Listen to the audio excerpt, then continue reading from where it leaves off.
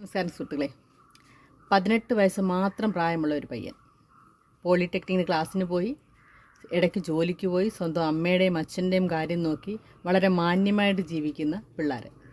അതിലൊരുത്തനെ കഴിഞ്ഞ ദിവസം ഒരു അമ്പലത്തിലെ ഉത്സവത്തിലെ തർക്കവുമായിട്ട് ബന്ധപ്പെട്ട് അവൻ്റെ അമ്മയെ എന്തോ ചീത്ത വിളിച്ചതിന് പ്രകാരം തിരിഞ്ഞു നിന്ന് ആരാണേലും ആത്മാഭിമാനമുള്ള ആരാണേലും സ്വന്തം അച്ഛനെ അമ്മയൊക്കെ പറയുമ്പോൾ കൊള്ളും, അവർ തിരിഞ്ഞു നിന്ന് എന്താണെന്ന് ചോദിക്കുകയും ചെയ്യും.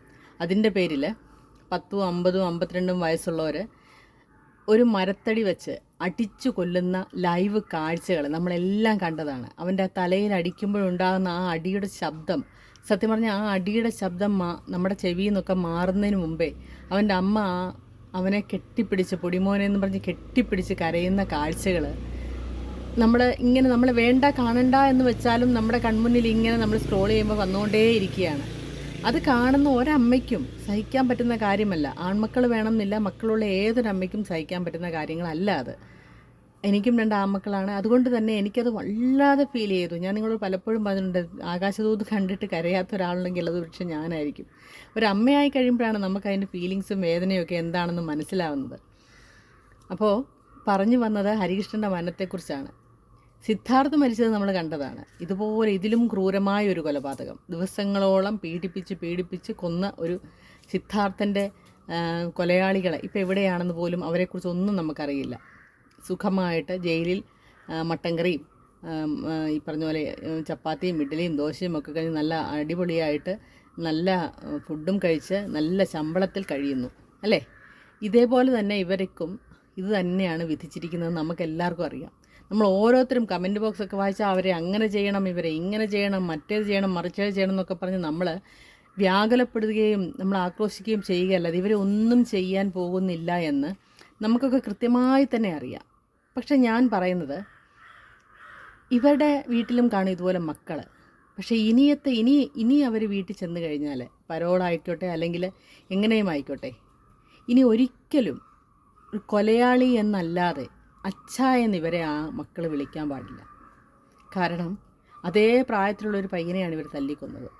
ഒരു പട്ടിയെ കൊന്നാൽ ചോദിക്കാൻ ആളുള്ള ഈ നാട്ടിൽ ഒരു മനുഷ്യനെ തല്ലിക്കൊന്നിട്ട് അതുപോലെ തല്ലിക്കൊന്നിട്ട് ഒരു ഉളുപ്പുമില്ലാതെ ചിലർ വന്ന് പറയുന്നത് എന്താണെന്നറിയാമോ? അത് കേൾക്കുമ്പോഴാണ് നമുക്ക് സങ്കടം വരുന്നത്. അതായത് മനുഷ്യത്വം അല്ല അവിടെ, അപ്പോഴും കുത്തിത്തിരിപ്പാണ്. എനിക്ക് അത് കണ്ടിട്ടാണ് ഞാൻ കയ്യിലിട്ട കമൻറ്റുകളും മെസ്സേജസും കണ്ടിട്ട് സത്യം ഞാൻ അത്ഭുതപ്പെട്ടു പോയി.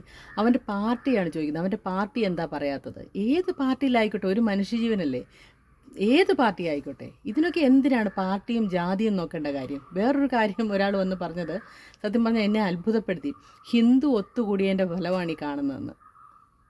അതായത് നന്ദഗോവിന്ദം ഭജൻസിലൊക്കെ ഹിന്ദുക്കളെല്ലാം ഒരുപാട് ഒത്തുകൂടിയതിനെക്കുറിച്ച് വലിയ ഘോരഘോരം പറയുമ്പോൾ ഒരാൾ വന്ന് പറഞ്ഞതാണ് ഹിന്ദുക്കൾ ഒത്തൊരുമിച്ചതിൻ്റെ ഫലമാണ് ഈ കാണുന്നത് എന്നൊക്കെയുള്ള കമൻസ് വരുമ്പോൾ സത്യം പറഞ്ഞുണ്ടല്ലോ, ഈ പിശാചികൾ നമ്മളൊക്കെ കാണുന്നിടത്തൊക്കെ ഉണ്ട് ഈ പിശാചിൻ്റെ സ്വഭാവമുള്ള കുറേ ആൾക്കാരെന്ന് സത്യം പറഞ്ഞാൽ ഓർത്തു പോവുകയാണ്. നമ്മളൊക്കെ ഇത് കണ്ടിട്ട് കണ്ണീരൊഴുക്കുന്ന ആ സമയത്ത് വന്നിരുന്നു ഇടുന്ന കമൻറ്റുകൾ എന്ന് പറഞ്ഞാൽ അതൊക്കെ സത്യം പറഞ്ഞാൽ ഞാൻ ആലോചിക്കുന്ന ഇത്രേ ഉള്ളൂ. ഇവനെയൊന്നും ഒരിക്കലും അവൻ്റെ വീട്ടിലുള്ളവരാരും ഭാര്യയാണെങ്കിൽ അയാളെ ഭർത്താവായിട്ടോ മക്കളാണെങ്കിൽ അയാളെ അച്ഛനായിട്ടോ കാണാൻ പാടില്ല. കൊലയാളിയായിട്ട് മാത്രമേ കാണാൻ പാടുള്ളൂ. ആ അടിക്കുന്ന അടിയുടെ ശബ്ദം സത്യം പറഞ്ഞാൽ ഇപ്പോഴും എനിക്കത് ആ സീൻ കാണുമ്പോൾ നമുക്കറിയത്തില്ല, നമുക്കുണ്ടാകുന്ന ആ ഒരു വിഷമം. ഒരു പയ്യനെ തല്ലിക്കൊല്ലുവാണ്, ഒരു മനുഷ്യൻ വന്നൊരു വലിയ പട്ടിക വെച്ച് തലക്കിട്ട് അടിക്കുന്ന അടിയുടെ ശബ്ദം സത്യം പറഞ്ഞാൽ ഒരു തരത്തിൽ ഒരു മനുഷ്യനും അത് നമുക്ക് കണ്ണ് നിറയാതെ കണ്ടിരിക്കാൻ പറ്റുന്ന കാഴ്ചയൊന്നും അല്ല. അത്രയ്ക്ക് ഭീകരമായൊരു കാഴ്ചയാണ് സിദ്ധാർത്ഥിൻ്റെ മരണം. സിദ്ധാർത്ഥിനെ കൊന്നത് നമ്മളിതുപോലെ ലൈവായിട്ട് കണ്ടിട്ടില്ലാത്തതുകൊണ്ടാണ് നമുക്ക് അത്രയ്ക്കത്. എന്നാലും അത് അമ്മയുടെ കരച്ചിൽ നമ്മളെ ഒന്നും മാറിഞ്ഞിട്ടില്ല. പക്ഷേ ഇതെന്ന് പറയുന്നത് നമുക്ക് ഒരാൾക്ക് പോലും അത് കണ്ട് കരയാതിരിക്കാൻ സാധിക്കാത്ത ഒരു സംഭവമാണ് നടന്നത്. നമ്മുടെ നാട്ടിലെ നിയമം മാറേണ്ട കാലം എത്രയോ കഴിഞ്ഞു. ഇപ്പോഴും അതിനകത്ത് കൊണ്ടിട്ട് തീറ്റിപ്പോറ്റി കൊഴുപ്പിച്ച് അവരെ ഇങ്ങനെ തീറ്റിപ്പോറ്റിക്ക് നമ്മുടെ കയ്യിലെ പണം കൊണ്ട് നമ്മൾ കൊടുക്കുന്ന നികുതി പണം കൊണ്ട് അവരെ തീറ്റിപ്പോറ്റിക്കൊണ്ടിരിക്കുകയാണ്. ഒന്ന് ആലോചിച്ച് നോക്കണം നമ്മുടെയൊക്കെ അവസ്ഥ. നമ്മുടെയൊക്കെ മക്കൾ നാളെ വെളിയിലോട്ടിറങ്ങി ഇതുപോലൊരു തന്നെ എന്തെങ്കിലും ഒരു ഉപദ്രവിക്കുകയൊക്കെ ചെയ്യുകയാണെങ്കിൽ ആരാണ് അവർക്ക് ചോദിക്കാനുള്ള? ഒരു ഗവൺമെൻറ് അല്ലാതെ. ഒരു കൊലപാതക കുറ്റമാണ്.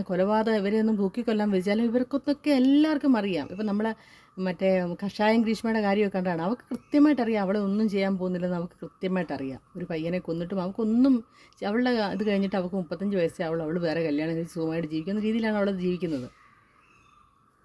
ഒന്നും അറിയാത്തൊരു പയ്യനെ എങ്ങനെയെങ്കിലും രക്ഷപ്പെടണം, പട്ടാളത്തിൽ പോകണം, യൂണിഫോം ഇടണം എന്നൊക്കെ സ്വപ്നം കണ്ട ഒരു പയ്യൻ. ഇങ്ങനെയൊക്കെ തല്ലാനായിട്ടും കൊല്ലാനായിട്ടും അല്ല നമ്മൾ ആരെയും വളർത്തുന്നത്, നമ്മുടെ മക്കളെ വളർത്തുന്നത്. വെളിയിലോട്ടിറങ്ങി ഒരിക്കലും കൈവെക്കാൻ വേണ്ടിയിട്ടല്ല. അതിനൊക്കെ നിയമമുണ്ട്. നിങ്ങൾക്ക് എന്തെങ്കിലും അവരുടെ കയ്യിൽ നിന്ന് മോശമായിട്ടുണ്ടാകിയാൽ നിങ്ങൾക്ക് പരാതിപ്പെടേണ്ട, അധികാരികളോട് പരാതിപ്പെടുക മാത്രമാണ് ചെയ്യേണ്ടത്. അല്ല അതിനൊക്കൊന്നും കൈവെക്കാൻ വേണ്ടിയിട്ടല്ല ആൺമക്കളെയോ പെൺമക്കളെയോ നമ്മൾ വെളിയിലോട്ട് വളർത്തിവിടുന്നത്. ഇങ്ങനെ വളർത്തിവിടുന്ന ഈ തല്ലാനും കൊല്ലാനും അല്ല നമ്മൾ ആരെയും വളർത്തിവിടുന്നത്. ഇങ്ങനെ നമ്മളെല്ലാം പറഞ്ഞ് മനസ്സിലാക്കിയാണ് പിള്ളേരെയൊക്കെ വിടുന്നത്. അങ്ങനെ നമ്മുടെ മക്കൾ അങ്ങോട്ട് ഇറങ്ങിക്കഴിഞ്ഞാൽ നമ്മൾ അവരെന്തെങ്കിലും തെറ്റ് ചെയ്താൽ തല്ലാനും കൊല്ലാനും അല്ല അവരെ നമ്മൾ പറഞ്ഞു വിടുന്നത്. ഓരോ വീട്ടിലും ഇതുപോലുള്ള, നമ്മൾ ഈ തല്ലുന്നവൻ്റെ വീട്ടിലും ഇതുപോലെ ഒരെണ്ണം ഉണ്ടെന്ന് നിങ്ങൾ ആലോചിക്കാതെ പോയതുകൊണ്ടാണ് ഇങ്ങനെ ബുദ്ധിമോശം കാണിച്ചത്. പക്ഷേ എനിക്ക് പറയാനുള്ളത്, ഇവർ ഓരോ നേരം 3 നേരം ആഹാരം കഴിക്കുമ്പോഴും ഈ അമ്മയുടെ കരച്ചിൽ, അവനെ അടിച്ച അടിയും കൃത്യമായിട്ട് അവരെ കാണിച്ചു കൊടുക്കണം. ഇനി ജീവിക്കുന്നിടത്തോളം കാലം ഒരു തുള്ളി വെള്ളം സമാധാനത്തോടുകൂടെ ഇറങ്ങാനുള്ള ഇട വരുത്തരുതെന്നാണ് എനിക്ക് പറയാനുള്ളത്. ഓരോ നേരം ജയിലിലാണെങ്കിലും വീട്ടിലാണെങ്കിലും ഓരോ നേരവും ആഹാരം കഴിക്കുമ്പോൾ ഈ അമ്മയുടെ കരച്ചിലും അവൻ ആ കുഞ്ഞിനെ അടിച്ച അടിയും ഫോണിലോ ടി വിയിലോ എങ്ങനെയെങ്കിലും 3 നേരവും ആഹാരം കഴിക്കുന്നതിന് മുമ്പ് കാണിച്ചു കൊടുക്കണം. അമ്മയുടെ കരച്ചിൽ എന്താണെന്നും അതിൻ്റെ വേദന എന്താണെന്നും ഒരു കാരണവശാലും നേരെ ചൊവ്വേ വെള്ളമിറങ്ങി ചാവാനുള്ള അവസരം കൊടുക്കരുതെന്ന് മാത്രമേ എനിക്കിതിനകത്ത് പറയാനുള്ളൂ. അഗ്രസീവായിട്ടൊരു വീഡിയോ ആണ്, നമുക്കത് അഗ്രസീവ് ആകാതിരിക്കാൻ സാധിക്കാത്തത് കൊണ്ട് മാത്രമാണ് എനിക്ക് അത്രയും പറയേണ്ടതെന്ന്. പക്ഷേ പ്രതികരിക്കാതിരിക്കാനും പറ്റിയില്ല. അതുകൊണ്ട് തന്നെയാണ് ഞാൻ ഇത്രയും ദിവസമായിട്ടും ഇടാഞ്ഞതും വീഡിയോ ചെയ്യാഞ്ഞതും. പക്ഷേ ഇപ്പം ചെയ്യണമെന്ന് തോന്നിയപ്പോൾ ചെയ്തത്. കാരണം ആ കരച്ചിൽ ഇങ്ങനെ സ്ക്രോൾ ചെയ്യുമ്പോൾ നമ്മുടെ മുമ്പിൽ കൂടി ഇങ്ങനെ വന്നുകൊണ്ടേ ഇരിക്കുകയാണ്. സഹിക്കാൻ പറ്റാത്ത കാഴ്ച തന്നെയാണ്. അപ്പം അമ്മമാരോടും അച്ഛന്മാരോടും മക്കളുള്ള എല്ലാവർക്കും വേണ്ടിയാണ് ഞാൻ ഈ വീഡിയോ ചെയ്യുന്നത്. കാരണം എത്രമാത്രമാണ് ആ അമ്മ സഹിക്കുന്നതെന്ന് എന്തായാലും എല്ലാ അമ്മമാർക്കും മനസ്സിലാവുന്ന കാര്യം തന്നെയാണ്. അതുപോലെ ഒരു അമ്മയാണ് ഞാനും. അതുകൊണ്ട് മാത്രം ഈ വീഡിയോ ചെയ്തതാണ്. നമസ്കാരം.